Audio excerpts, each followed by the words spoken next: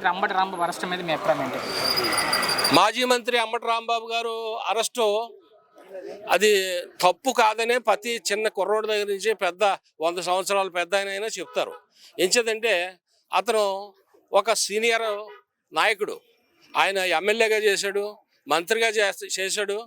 అటువంటి నాయకుడు రాష్ట్రంలో నేను కాపులని చెప్పుకుని కాపు కోటాలో అతను మంత్రి తీసుకుని అతను చేసి దుర్మార్గమైన పనులు అటు గరగంట అంటాడు, గంట అంటాడు, లేకపోతే చంద్రబాబు నాయుడు అమ్మ అంటాడు, అయ్య అంటాడు.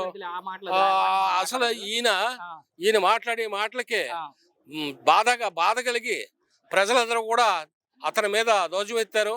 అతను అదే రకంగా ఉంటే శాంతి భద్రతలు కరువు అయిపోతాయన్న ఉద్దేశంతో గవర్నమెంట్ ఇప్పటికైనా నిర్ణయం తీసుకోకపోతే చాలా ప్రమాదం జరుగుతుందని ఆలోచించి ఆయన ఏం మాట్లాడారన్న మాటలు అందరూ విన్నాము మనంతా కూడా. కానీ ఇవి కక్షపూరితంగా పెట్టిన కేసులు, టార్గెట్ చేసిన లేదు అసలు కక్షపూరితంగా అతని మీద కాదు. అతని మీద పెట్టాలంటే ఎప్పుడో పెట్టాలి.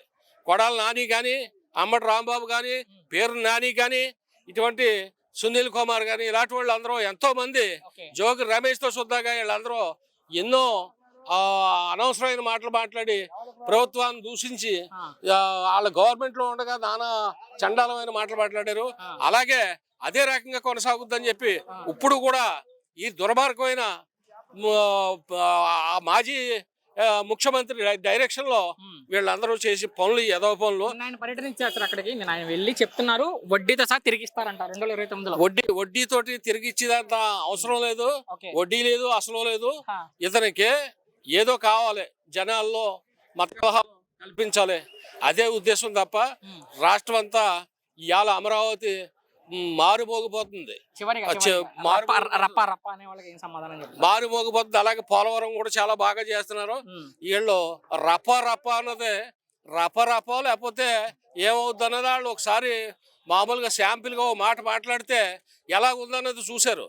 రప్ప వెళ్తే కనవ పార్టీలు కూడా రప్ప అంటే ఎటు చూపించారు.